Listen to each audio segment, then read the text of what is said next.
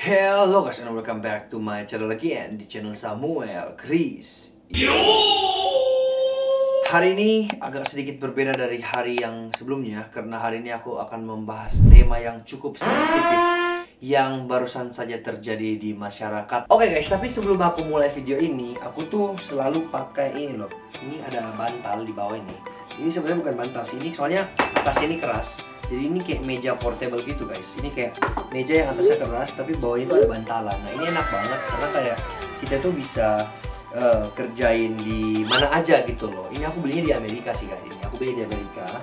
Tapi kalau misalnya kalian mau, kalian misalnya pelajar yang suka belajar di tempat tidur, atau misalnya kalian mau pergi piknik terus kalian mau main laptop, daripada kalian taruh laptop ini langsung di paha kalian, itu bisa ada kayak radiasi atau apalah. Kalau kalian ingin menghindari hal itu, kalian bisa beli kayak semacam alat ini. Dan ini berguna banget untuk aku pakai buat video. Aku kalau misalnya mau kerjain di tempat tidur, mau nonton apa, aku selalu gunain ini.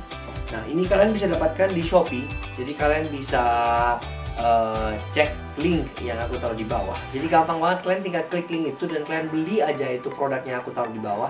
Aku bakal taruh beberapa link. Jadi kalau kalian mungkin mau, kalian bisa lihat-lihat di bawah, oke?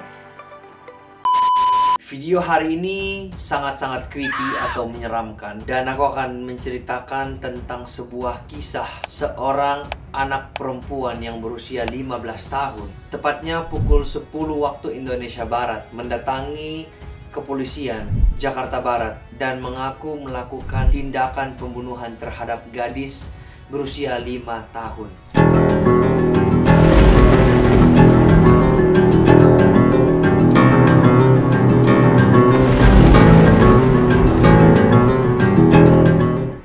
Remaja ini berinisial NF dan tentu saja kita semua sangat bingung apa yang terjadi sebenarnya dan kenapa si anak remaja ini mengaku kalau dia telah melakukan pembunuhan. Mari kita bersama-sama bahas semuanya di dalam video ini. Jadi awalnya itu si korban yang berusia 5 tahun ini yang meninggal akibat dibunuh oleh seorang anak remaja berinisial NF. Dia ini adalah tetangga dari NF. Jadi awalnya si NF ini dia pergi ke rumah si korban dan NF meminta tolong kepada si korban untuk mengambilkan mainan yang berada di bak mandi di rumah si NF pada saat itu. Namun setelah si korban ingin membantu NF untuk mengambil mainannya, ternyata NF ini langsung menyekap mulut daripada si korban dan dia menenggelamkan korban ini. Tujuannya ketika menyumpal si mulut korban itu agar si korban susah untuk bernafas, dan kemudian dia menenggelamkan si korban dengan begitu sadis yang membuat si korban otomatis sudah tidak mungkin bisa bernafas lagi. Tapi yang lebih gilanya, pada saat si korban sudah mulai kehabisan nafas, dia mengangkat si korban kembali dan memberikan dia sedikit ruang untuk bernafas, dan kemudian ditaruh kembali ke air. Dia lakukan itu sampai akhirnya si korban meninggal dunia. Ini benar-benar tragis banget. Singkat cerita, ketika dia ingin mengangkat jasad dari si korban ini, ternyata hidungnya itu keluar darah dan akhirnya dia harus menyumpal hidungnya dengan tisu dan kemudian si korban diikat. Awalnya si NF ini pengen membuang jasad dari si korban, tapi karena pada saat itu waktunya sudah sore hari, akhirnya si NF memutuskan untuk menyimpannya dulu di lemari. Nah, keesokan harinya si NF mulai kebingungan tentang jasad yang ia sembunyikan di dalam lemarinya. Setelah itu ketika NF pengen pergi ke sekolah, di perjalanan dia mengganti bajunya menjadi baju biasa dan kemudian dia pergi ke kantor polisi dan kemudian menyerahkan dirinya dan mengaku atas apa yang semua ia sudah perbuat kemarin. Polisi pun menjadi sangat kaget dan mengira bahwa si NF ini bercanda karena usianya yang sangat-sangat muda, umur 15 tahun. Ketika mengaku dia membunuh anak umur 5 tahun, otomatis Pak Polisi pun tidak percaya. Tapi karena ekspresinya yang begitu datar dan begitu meyakinkan, akhirnya polisi mulai ragu dan mulai berpikir kalau memang pengakuan oleh NF ini benar-benar bisa saja terjadi. Polisi pun bersama tim langsung menuju ke tempat kejadiannya dan langsung memeriksa, dan memang benar didapat sebuah jasad seorang anak dalam keadaan yang terikat di dalam lemarinya. Polisi pun menjadi terkejut dan sangat-sangat kaget, dan ekspresi muka, sekali lagi ekspresi muka NF ini benar-benar tidak menyesali perbuatannya. Justru ia puas dengan hal itu.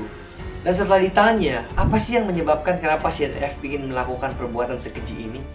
NF hanya menjawab ia terinspirasi dari menonton video-video horor yang ia udah nonton, seperti Susana, Friday 13, Twin Peaks, Chucky, Slenderman, dan masih banyak lagi. Dan cara pembunuhan yang ia lakukan itu sama persis dengan cara pembunuhan yang biasanya ada di film-film thriller atau horor yang kita udah ketahui bersama. Polisi pun akhirnya memanggil ahli psikolog untuk memeriksa lebih dalam lagi tentang apa sih yang terjadi dengan kejiwaan dari NF ini. Setelah digali lebih dalam, ternyata NF ini sudah sering melakukan hal-hal yang keji terhadap binatang sebelumnya. Salah satunya ketika ia depresi, ketika ia kesal, ketika ia marah, ia sering melemparkan kucing dari lantai 2 ke bawah. Itu bener-bener ngeri banget sih kalau di luar akal gitu. Bukan hanya itu, ia juga pernah membunuh kodok yang masih hidup dengan menggunakan garpu. Jadi dia tusuk kodoknya itu sampai mati. Itu bener-bener creepy banget. Tidak hanya itu, polisi juga menemukan banyak catatan-catatan yang aneh dari NF yang bisa dibilang bahwa seseorang yang menggambarkan hal ini itu udah pasti psikopat. Ada 13 lembar total gambaran yang dibuat oleh NF. Dan contohnya itu seperti I learned to change my life, but I need more time. Ada juga I will always love you, who? Unknown. Ada juga let me steal your soul. Ini benar-benar creepy banget. Dia pengen mencuri jiwa seseorang. Dia bahkan sampai sempat membuat gambar yang I am the teen that couldn't control emotional. Jadi dia udah mengaku kalau dia emang nggak bisa kontrol dirinya sendiri. Dan ini yang paling creepy menurutku. Keep calm and give me torture. Wow, kayak serem banget sih guys. Aku jujur aja aku nggak kuat juga melihat gambar-gambar seperti ini. Semua gambaran ini memiliki tulisan yang memiliki makna-makna yang cukup aneh dan juga disertai dengan gambar-gambar yang serem banget. Dan beberapa gambarannya itu kalian juga bisa lihat di film horor yang tokoh-tokoh hantunya kalau di film horor. Dan ternyata ayah dan ibunya itu sudah bercerai. Dan pada saat itu si NF ini sempat menuliskan surat kepada ayahnya yang bertuliskan Tomorrow I will love to see my dad. Is death gone forever? Dan ini guys, kayak serem banget sih ini, creepy banget.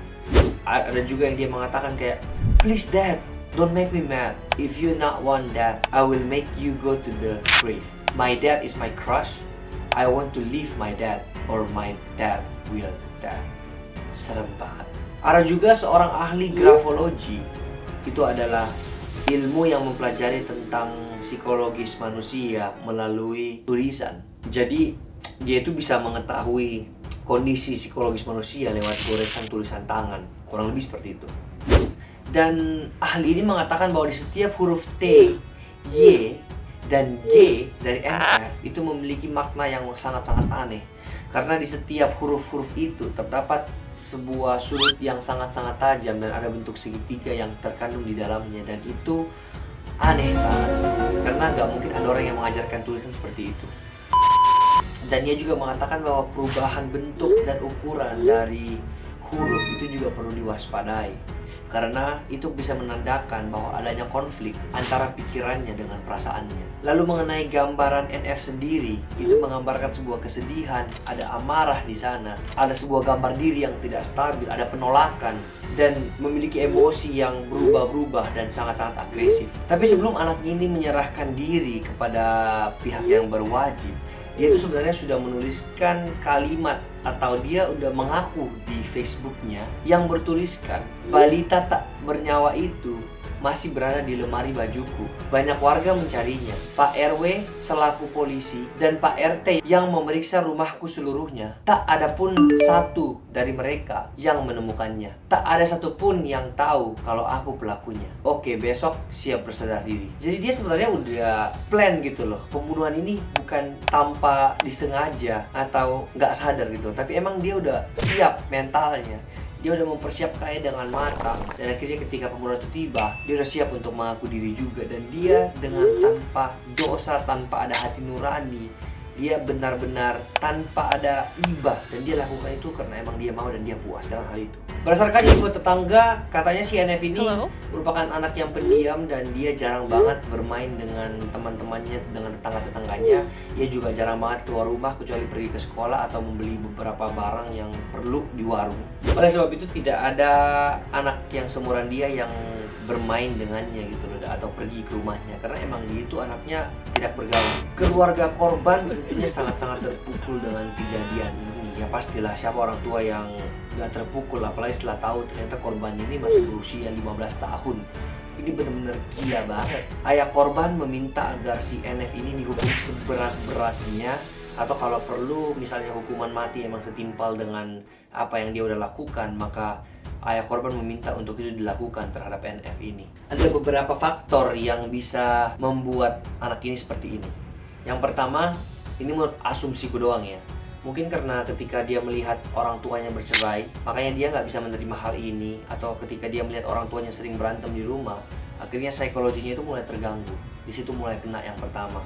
Terus yang kedua, karena kurangnya awasan dari orang tua, yang membuat akhirnya anak ini terobsesi untuk menonton film-film horor, yang dimana sebenarnya pada umur-umur seperti itu tuh dia belum bisa mau filter yang mana yang baik dan yang benar, sehingga ketika dia menonton video horor seperti itu, dia tangkapnya dengan beda, dia tangkapnya itu hal yang positif, yang membuat ya apa yang terjadi di film horor itu yang dilakukan di kehidupan nyata. Soalnya di film horor kan banyak yang ada pembunuhan tragis, dan itu kan tanpa rasa salah gitu loh, dan itu juga yang terjadi dengan anak ini. Oleh sebab itu, aku menghimbau kepada semua orang tua yang menonton video ini, atau mungkin ketika ketika kalian punya adik atau punya teman atau apapun itulah relasi kalian terhadap relasi kalian terhadap anak kecil, tolong kalian kontrol anak kecil ini. Kalian harus awasi lingkungannya, jangan sampai kejadian ini terulang lagi di Indonesia gitu loh. Dan ini yang mengejutkannya, kisah ini beneran terjadi di Indonesia.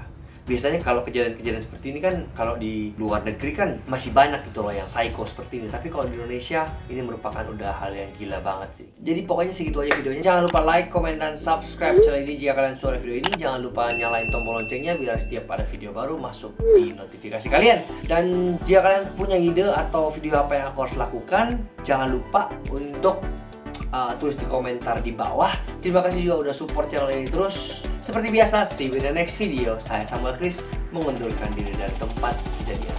Bye-bye!